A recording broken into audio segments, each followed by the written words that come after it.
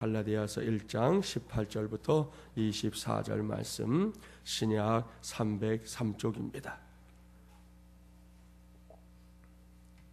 갈라디아서 1장 18절부터 24절 말씀, 신약 303쪽입니다. 제가 한 절, 여러분이 한 절 교독하겠습니다. 그 후 3년 만에 내가 게바를 방문하려고 예루살렘에 올라가서 그와 함께 15일을 머무는 동안 보라, 내가 너희에게 쓰는 것은 하나님 앞에서 거짓말이 아니로다. 그리스도 안에 있는 유대의 교회들이 나를 얼굴로는 알지 못하고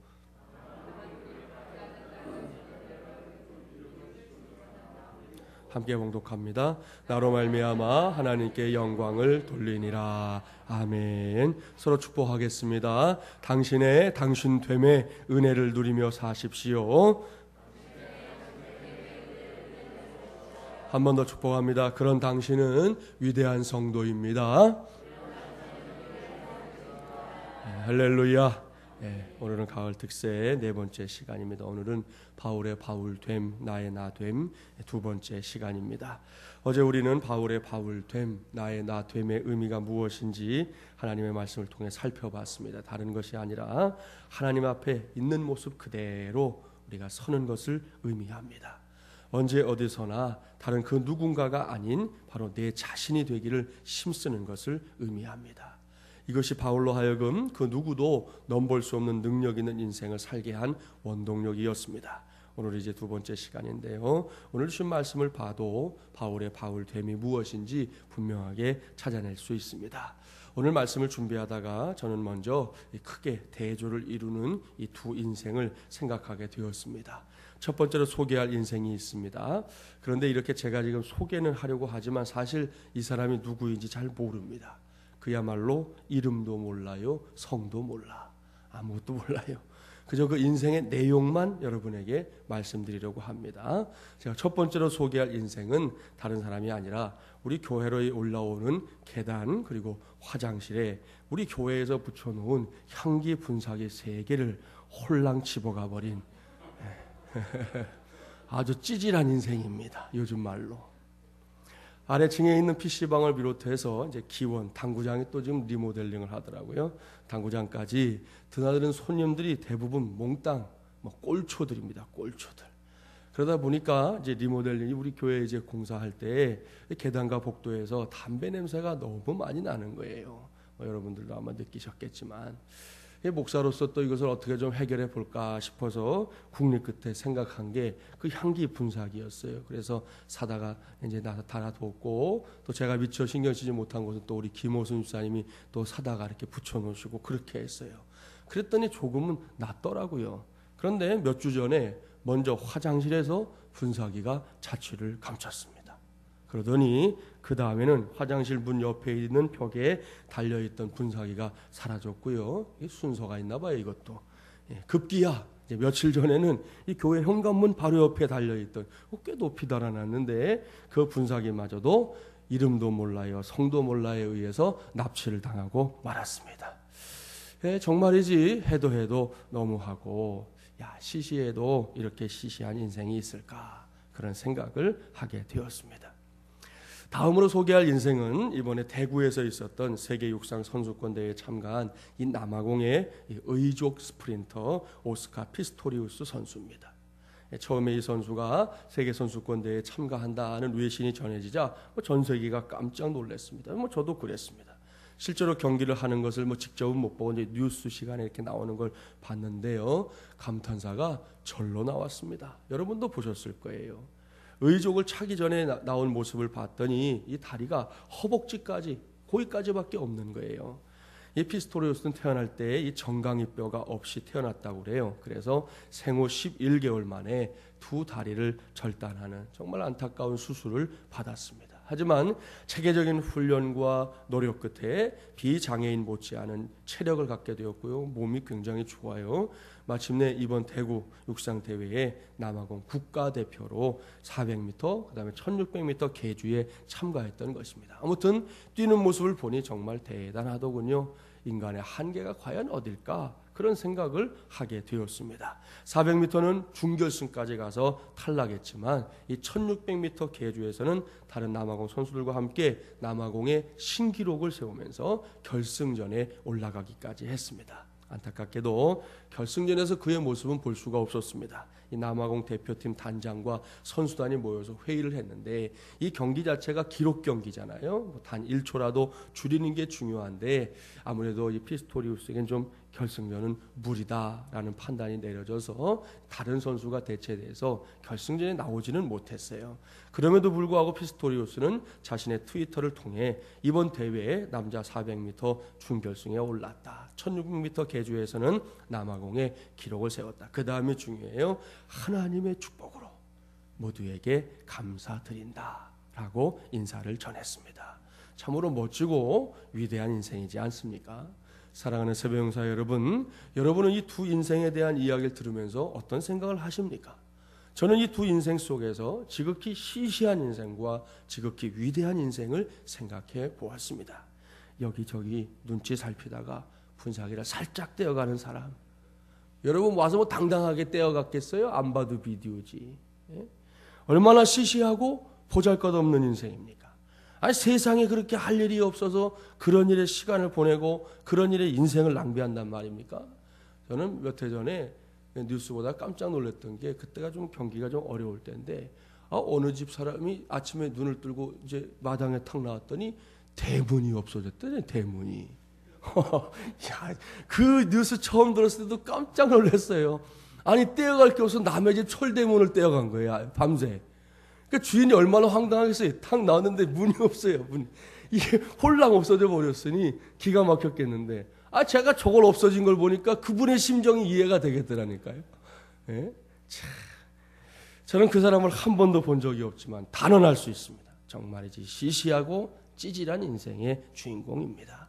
하지만 여기 피스토리우스를 보십시오. 그는 한 번밖에 없는 자신의 인생을 그야말로 빛나게 만들었습니다. 남아공의 역사에서는 물론이고요. 앞으로 인류의 역사에서도 그의 이름은 분명히 빛나게 될 것이에요. 목사도 지금 이렇게 설교하면서 그분 얘기를 하잖아요. 어딘가에서 그 사람에 대한 이야기들이 회자되고 있을 것이라는 거예요. 무엇보다 많은 장애인들이 자신들의 인생 속에도 옳거니 희망이 있구나.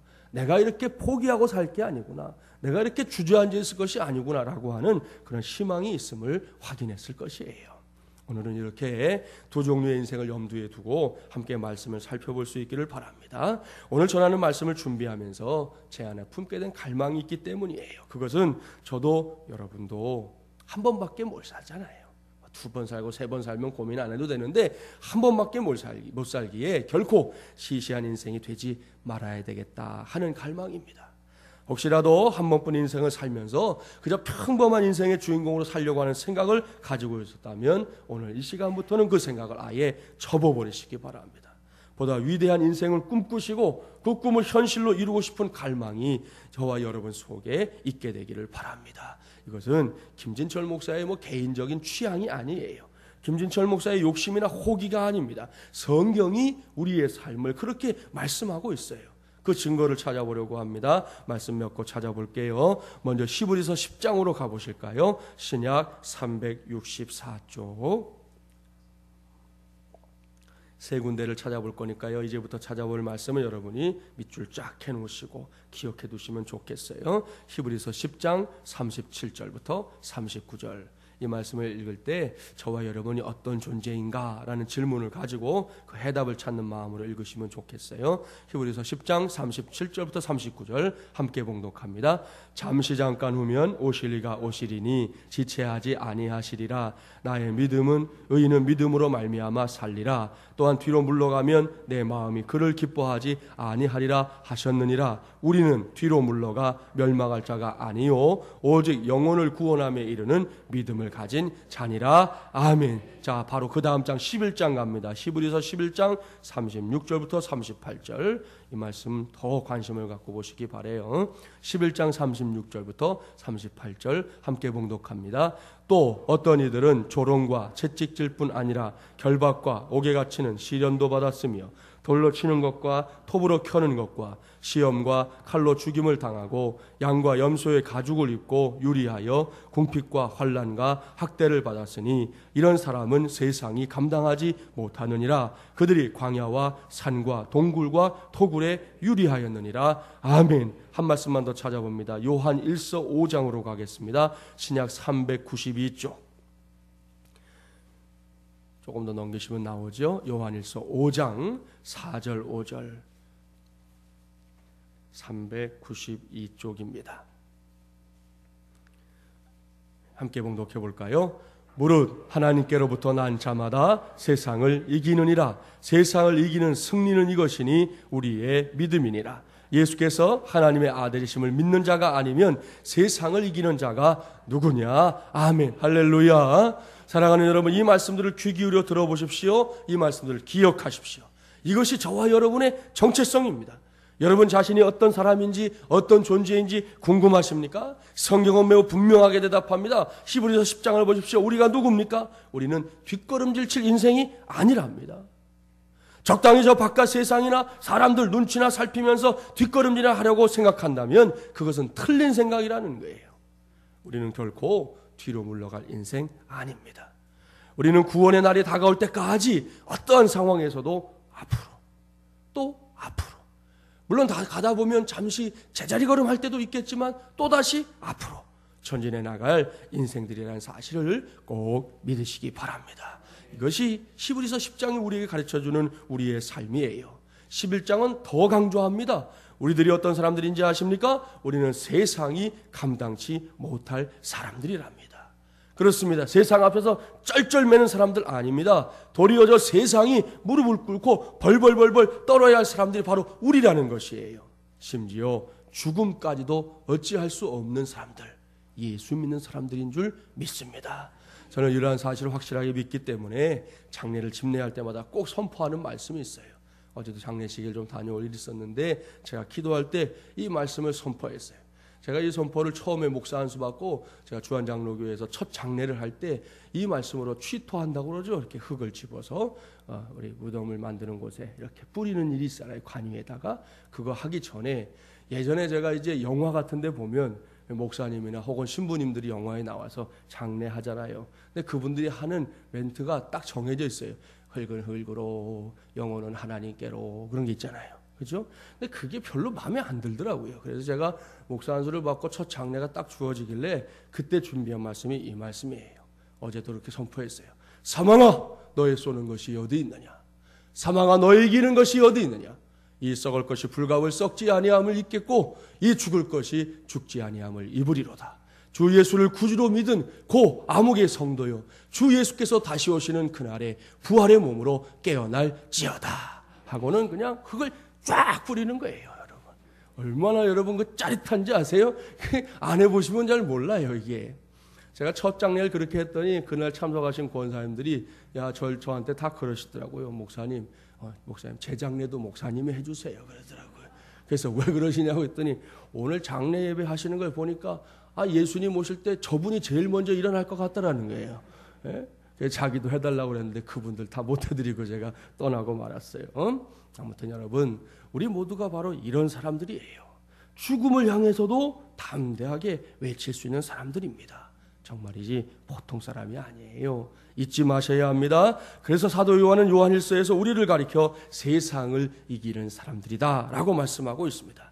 예수님께서 하나님의 아들이심을 믿는 자들이라면 반드시 세상을 이길 수 있다고 말씀합니다. 간신히 턱걸이라 하는 그런 정도의 승리가 아니에요. 비교할 수 없는 승리를 말씀하는 거예요. 온전한 승리입니다. 이것이 예수 그리스도를 구주로 믿고 살아가는 사람들의 삶, 바로 새벽명사인 저와 여러분의 삶인 줄 믿습니다. 그러니 위대한 인생이잖아요. 그런데 오늘 우리의 삶을 한번 돌아보세요. 멀리 볼 것도 없어요. 지난 며칠만 한번 잠깐 돌아보세요. 과연 우리는 이렇게 성경이 말씀하는 대로 살았습니까? 우리의 삶에 승리로 인한 함성과 기쁨이 있습니까?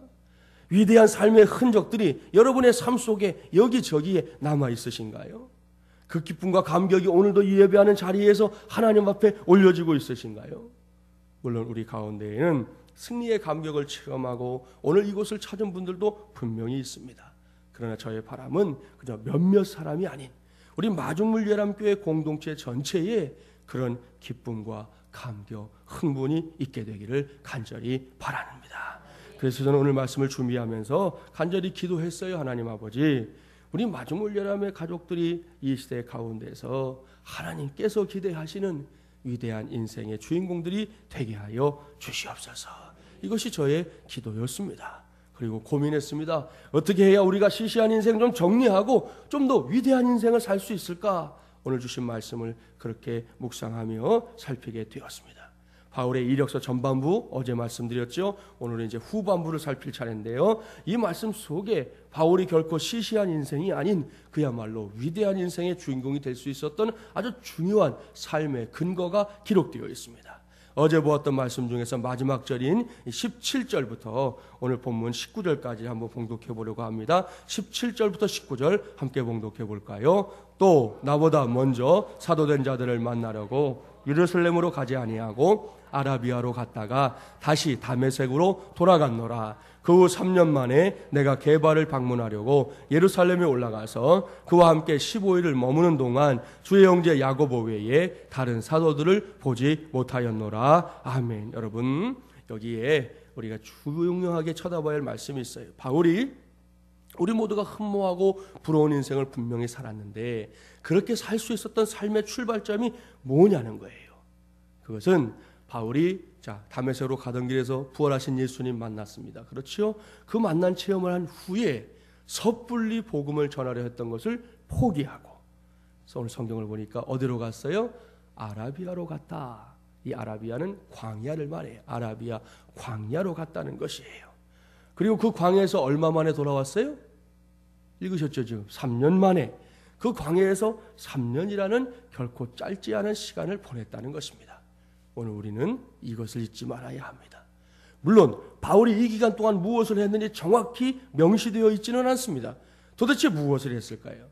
여러분, 놀았겠습니까? 빈둥거리며 지냈겠습니까? 하루하루 죽지 못해서 살았을까요? 아니요, 다 아닙니다. 여기서 저는 확신할 수 있습니다. 바울은 이 기간 동안 장차 자신이 감당할 사명을 위해서 철두철미하게 준비했을 것이라고 확신합니다. 그렇습니다. 바울은 그 척박한 광야의 땅에서 하나님과의 긴밀한 만남을 가졌습니다. 그동안은 유대교의 그저 지도자급이 되어서 그 사람들과 어울려서 뛰어다니며 살았지만 적어도 3년 동안만큼은 모든 것을 끊고 하나님과 더불어 깊은 교제, 뒤늦게나마 자신을 불러주신 하나님께 감사하며 하나님, 내가 어떠한 삶을 살아야 되겠습니까? 내가 어떻게 쓰임받아야 되겠습니까? 그것을 놓고 철저하게 훈련받았던 것이죠. 이것이 바로 오늘 우리가 기억해야 할 바울의 바울됨입니다. 하루 이틀 시간이 흘러갑니다. 바울은 그 시간의 무게만큼이나 강인한 하나님의 사람으로 변해갔습니다. 한 달, 두 달 달력이 넘어갑니다. 바울은 날이 갈수록 신비롭고 놀라운 구원의 진리들을 터득해 나갔습니다.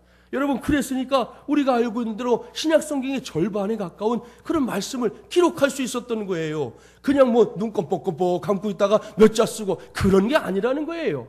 하나님 앞에서 깨달은 철저한 구원의 깨달음이 그의 손끝을 통해서 적어져서 많은 교회들에게 보내줬고 오늘은 우리의 손에 들어와 있는 것입니다. 1년, 2년, 3년 화살처럼 빠른 시간이었지만 3년이 지나면서 바울은 이제 미래를 위해 준비된 하나님의 종으로 비로소 거듭나고 있었습니다. 이것이 아라비아 광야에서의 바울의 삶이었던 것이에요. 3년 뒤에 바울이 그 모습을 세상에 드러냈을 때 하나님께서 그를 통해 놀랍게 일하시는 것은 더 이상 이상한 일일 수 없었던 것입니다. 본문 21절부터 24절 말씀 함께 봉독해 볼까요? 21절부터 24절입니다. 보라, 내가 너에게 쓰는 것은 하나님 앞에서 거짓말이 아니로다. 그 후에 내가 수리아와 길리기아 지방에 이르렀으나 그리스도 안에 있는 유대의 교회들이 나를 얼굴로는 알지 못하고 다만 우리를 박해하던 자가 전에 멸하려던 그 믿음을 지금 전한다 함을 듣고 나로 말미암아 하나님께 영광을 돌리니라. 아멘. 할렐루야. 보십시오. 아라비아 광야에서 믿음의 방법으로 자신의 삶을 성공적으로 준비한 바울을 통해 하나님께서 놀라운 일들을 이루셨습니다. 그의 등장은 유대 사회를 놀라게 만들었습니다. 아니, 저 사람이 누구야? 예전에 예수 믿던 사람 잡아 죽이던 그 사람이잖아. 그런데 그 사람이 이제는 예수님을 전하네, 구세주라고 전하네, 하나님의 아들이라고 전하네. 여러분, 사람들이 놀랐어요. 세상의 물줄기를 하나님께로 돌려놓는 일에 바울은 크게 쓰임받는 사람이 되었습니다. 얼마나 놀라운 일입니까? 바울은 아라비아에서 이 3년이라는 훈련과 준비를 통해 결국 남은 생애 전체를 그야말로 위대한 삶들로 채워나갔던 것입니다. 이것이 오늘 우리가 붙잡아야 할 바울의 바울됨, 그리고 저와 여러분의 나의 나됨이에요. 이러한 바울의 삶을 들여다보면서 제 마음에 떠오른 명언이 하나 있어요. 제가 개인적으로 참 좋아하는 말인데요. 그것은 챔피언은 링에서 되는 것이 아니라 다만 링에서 인정받을 뿐이다 라는 명언이에요. 이것은 무하마드 알리 아시죠? 예전 우리 유명한 권투 선수, 그 선수와 함께 당대 최고의 복서로 이름을 날리던 이 조 프레이저라고 하는 분이 남긴 말이에요. 이분이 권투도 잘했지만 말을 잘해서 유명한 말을 몇 마디 남겼는데 그 중에 하나가 바로 이 말입니다. 챔피언은 링에 올라가서 되는 게 아니라는 거예요. 링에 올라가서는 다만 인정받을 뿐이다 그랬습니다. 우리는 바울의 바울됨을 살펴보는 이 시간에 이 말의 의미를 깊이 생각해 봐야 합니다. 사실 이 사각의 링에서 뛰고 있는 복서들이 하나같이 꿈꾸고 있는 것이 뭐예요? 챔피언 되는 거예요. 그 벨트 하나 허리에 걸치는 게 그들의 평생의 꿈입니다. 챔피언 벨트 하나를 허리에 두르기 위해 지금도 많은 복서들이 피땀을 흘리잖아요. 바로 그들을 향해 이 조 프레이저가 선배로서 단언합니다. 그 길에는 결코 우연이 없다는 것이에요. 가끔 럭키펀치 하나로 자신이 챔피언이 될 수 있으리라고 꿈꾸는 사람들은 있겠지요. 그러나 그것은 어디까지나 꿈일 뿐입니다. 몽상이에요. 그렇습니다. 챔피언은 링에 올라가서 요행을 통해 챔피언으로 결정되는 것이 아닙니다. 진정한 챔피언은 링에 올라가기 전에 열심히 훈련하고 각고의 노력을 다해서 챔피언이 될 만한 실력을 갖추게 되면 그제서야 링 위에 올라가서 그 실력으로 챔피언이 되는 것을 인정받게 되는 것이죠. 저는 이렇게 챔피언이 되는 길에 저와 여러분이 시시한 인생이 아닌 바울처럼 위대한 인생을 살 수 있는 길이 들어있다고 믿습니다. 사랑하는 세배용사 여러분, 이제는 좀 패배하고 낙심하며 사는 인생을 그만두고 싶지 않습니까? 한 주간 한 주간을 좀 승리하며 살고 싶지 않습니까? 아마도 대부분의 그리스도인들이 이런 질문에 아멘이라고 대답할 것이에요. 그래요. 나는 더 이상 패배자로 살고 싶지 않아요. 나도 승리하는 삶의 주인공이 되고 싶어요.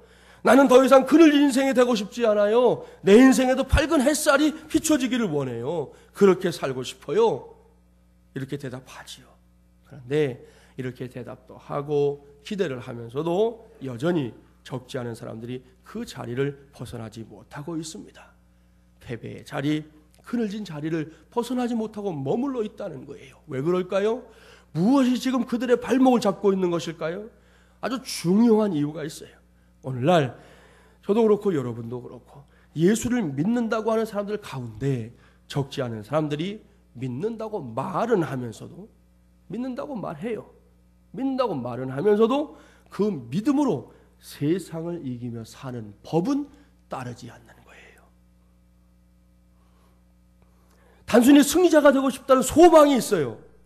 그 소망을 위해 할 일이 있다는 사실을 망각하고 소망만 붙잡고 있으니 되질 않는 거예요. 이 정도의 생각만으로 겁도 없이 세상에 뛰어들어 보십시오. 이것은 마치 챔피언이 되고 싶다는 소원만 가지고 스파링 한번 해보지 않고 그냥 무턱대고 링 위에 올라가는 무모한 선수와 다를 바가 없다는 것이에요. 사랑하는 세병사 여러분, 세상이 그렇게 호락호락하던가요? 세상에 그 정도의 준비만으로 감당할 만하던가요? 아니에요. 결코 세상은 그렇게 만만하지 않습니다. 그래서 종종 세상을 두려워하는 사람들 만날 때가 있잖아요. 옛말에 눈 감으면 코 베어간다고 그랬잖아요. 요즘은 아무리 눈을 뜨고 있어도 한눈을 파는 순간 코를 베어간다니까 정말 조심하셔야 돼요. 이런 이야기가 있습니다. 한 남자가 실수로 이 저수지를 지나가다가 티코라는 차 아시죠? 조그만 차. 마티즈 전에 나왔던 차인데 이 티코를 그만 그 물에 빠뜨리고는 울고 있는데 산신령이 그랜저를 가지고 나왔어요. 이 차가 네 차냐 물었어요. 아닙니다. 제 차는 아주 작은 티코라는 차입니다. 산신령이 물속으로 다시 들어가서 이번엔 티코를 가지고 나왔어요. 이 차가 네 차냐? 네, 맞습니다. 정말 너는 보기 드문 인간이로구나. 상으로 내가 그랜저까지 줄 테니 가지고 가거라. 이 남자가 너무 신이 나가지고 그동안 애지중지 타던 티코는 버려두고 그랜저만 몰고 집에 돌아왔습니다. 그로부터 한 달 후 그에게 청구서가 하나 날아왔어요. 펼쳐보았더니 구입대금 명세서 3,200만 원, 판매자가 중요해요. 현대자동차 저수지점 대리 산실령, 이렇게 되어 있었다는 거잖아요. 요즘 우리가 사는 세상을 풍자하는 이야기일 거예요. 어제 저녁에 오신 분들에게도 말씀드렸지만 저도 어제 낮에 우리 신일연결 통해서 들었는데 5천 명이나 되는 대학생들이 다단계 판매로 일확천금을 노리기 위해서 거기에 가서 학업이고 뭐 다 때려치고 지금 들어가 있는 어떤 그 다단계 회사에 대한 영상이 있다는 거예요. 저한테 보내준다고 해서 제가 보려고 그러는데 한두 명, 50명이 아니고 5천 명이래. 5천 명. 5천 명의 대학생들이 아니 학교에 가서 공부하고 자기의 미래를 준비하는데 지금 치중해야 될 그 친구들이 어떻게든지 돈 벌겠다고 그러고 있는 거예요. 어제 저녁에 뉴스 보니까 요즘에 뭐 이 성매매 근절법에 이제 발행된 지 7년에 대한 되돌아보는 그런 시간이 있었는데 거기 보니까 뭐 키스방이니 뭐 허그방이니 이런 데서 일하는 대학생 아가씨가 인터뷰하는 거예요. 왜 이런 데 와서 일하냐? 대학 등록금이 비싸서 등록금 마련하려고 거기 와 있대요.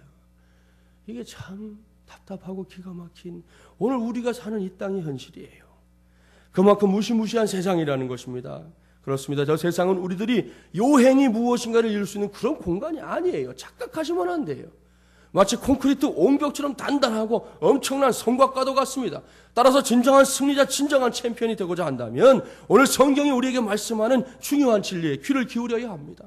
그렇습니다. 저와 여러분이 오늘도 자신의 삶 속에서 승리를 맛보며 살기를 원한다면 그 링에 올라가기 전에 자신의 모습을 철저하게 점검해야 합니다.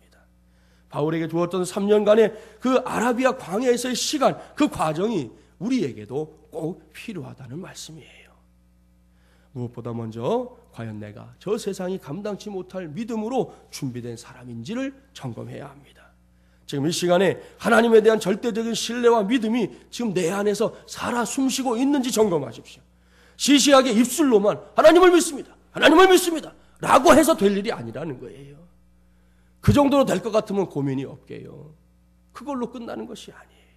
그 고백에 상응하는 믿음이 내 안에 있어야 할 줄 믿습니다. 그 고백을 어떠한 상황에서도 믿고 따를 준비가 되어 있어야 된단 말이에요.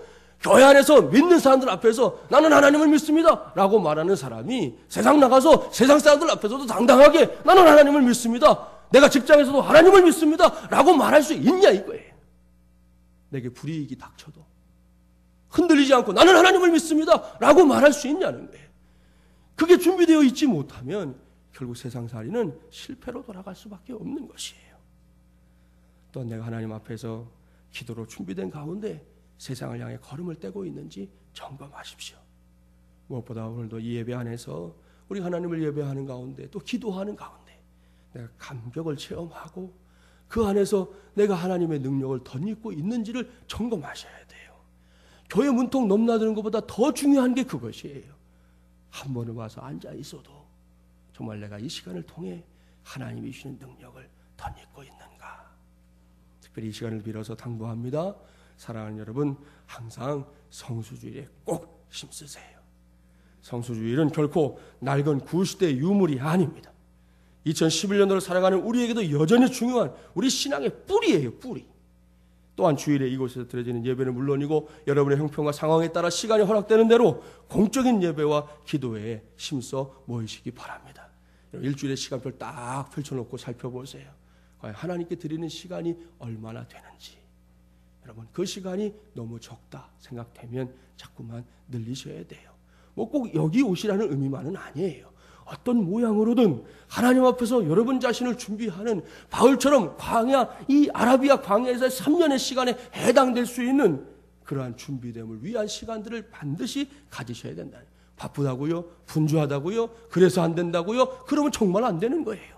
이래도 흥 저래도 흥 하듯 시간을 드리는 것이 아니라 어느샌가 너무 익숙한 습관에 따라 드려지는 시간이 아니라 마음을 다 콩밭에 빼앗긴 채 드려지는 시간이 아니라 하나님을 예배하는 그 시간만큼은 모든 것을 다 걸고 정말 이 목숨까지 걸고 우리가 하나님 앞에 예배하고 하나님을 경배하는 그런 믿음이 우리 모두에게 필요하다는 말씀이에요. 장담합니다. 그렇게 하면 우리 하나님은 저와 여러분을 반드시 만나주실 줄 믿습니다. 이렇게 모든 점검표에서 여러분이 흔쾌하게 오케이라고 할 수 있을 때 여러분 그리고 세상에 나가보세요. 여러분에게도 바울에게 주셨던 승리의 감격과 기쁨이 함께할 줄 믿습니다. 여러분 가운데 왠지 모르는 무기력에 빠져있는 분이 혹 있으신가요? 여러분 가운데 진로를 놓고 갈팡질팡하는 분들이 있습니까? 여러분 가운데 세상의 거대한 벽 때문에 그 앞에 주저앉아 있는 분들이 있으신가요? 여러분 가운데 가정의 문제로, 건강의 문제로 힘겨움을 느끼며 낙심하는 분들이 있습니까? 여러분의 아픔, 여러분의 고민, 여러분의 염려, 여러분의 고통은 도대체 무엇입니까? 그것이 무엇이든 기억하십시오. 챔피언은 링에서 되는 것이 아니라 다만 링에 올라가서 인정받을 뿐입니다. 여러분이 현재 어떤 상황, 어떤 처지에 있을지라도 지금 이것이 하나님을 예배하는 자리가 여러분에게 아라비아 광야와 같은 것이 될 수만 있다면 이제는 걱정하지 않아도 됩니다. 두려워하지 않아도 됩니다. 실망하지 않아도 됩니다. 왜요? 저 아라비아 광야에서 바울이 하나님을 만났고 그 만남을 통해 바울이 바울됨으로 자신을 준비하여 결국 세상이라는 링 안에서 최후의 승리자로 챔피언으로 인정받았기 때문입니다. 이제는 저와 여러분의 차례인 줄 믿습니다. 저는 이 말씀을 믿기에 오늘 여러분들에게 당부합니다. 링 안에서 승부를 걸려고 하지 마세요. 링 밖에서 먼저 승부를 걸어야 합니다. 이것이 바울의 바울됨이었습니다. 오늘은 저와 여러분 모두의 나의 나됨이 되시기를 간절히 바랍니다. 그렇습니다. 지금 여기서입니다. 오늘도 지금 여기서 승리해야 오늘 하루를 승리할 수 있는 거예요. 지금 여기서 능력을 받아야 오늘 하루를 능력 있게 살 수 있는 거예요. 지금 여기서 하나님을 만나는 사람이 오늘도 저 세상을 향해 승리를 외치게 되는 것입니다. 그런 점에서 오늘 이 새벽을 깨우는 여러분 모두를 향해 감히 이렇게 말씀드리고 싶어요. 이걸 듣는 분들이 그건 다 팔이 안으로 굽어서 그렇지 라고 말씀하셔도 상관없어요. 오늘 이 자리에 있는 우리 장로님 계시는데 장로님 챔피언감 장로님이신 줄 믿습니다. 우리 교회 권사님들 다 챔피언감 권사님들이신 줄 믿습니다. 집사님들 마찬가지 챔피언감 집사님들이십니다. 오늘이 찬양돼 있지요. 지난 월요일날 새벽기도 시작하는데 목사보다 도 빨리 와가지고 목사를 난처하게 만들더라고요. 제가 1시간 전에 나오는데 벌써 오셔가지고 대분이 와서 준비하고 있는 것을 봤어요. 여러분 오늘이 찬양대의 챔피언감 찬양대인 줄 믿습니다. 우리 청년들 모두 챔피언감이고요. 우리 마중물자란 가족들 모두가 챔피언감 성도님들인 줄 믿습니다. 따라서 이제는 승리할 일만 남았어요. 그 승리를 위해 오늘 지금 이곳에서 예배하는 이 자리에서 여러분의 모든 것을 한번 하나님께 걸어보시기 바랍니다. 그리할 때 우리 모두는 그저 챔피언감에서 머물지 않고 진정한 챔피언들이 될 줄로 믿습니다. 서로 축복해 주실까요? 예배하는 이 자리에 있는 당신이 바로 챔피언입니다. 할렐루야. 그분이 챔피언이 되니까 기분이 나쁘신가요? 아니죠. 네, 좋아요. 이게 신앙의 법칙이에요. 여러분 세상에는 1등이 하나밖에 없잖아요. 달리기 할 때 쫙 달려 들어오면 1등으로 들어온 사람이 있고 2등, 3등 이렇게 매겨지지만 신앙의 세계는 달라요. 최선을 다하는 사람이 다 1등입니다. 그것이 1등이기 때문에 우리가 축복해줘도 하나도 아쉬울 게 없어요. 저분이 최선을 다하면 저분이 챔피언 되는 거예요. 내가 최선을 다하면 내가 챔피언 되는 거예요. 그것이 하나님의 관점이에요. 그러니 저와 여러분 모두가 챔피언이 되시기를 주님의 이름으로 간절히 축원합니다.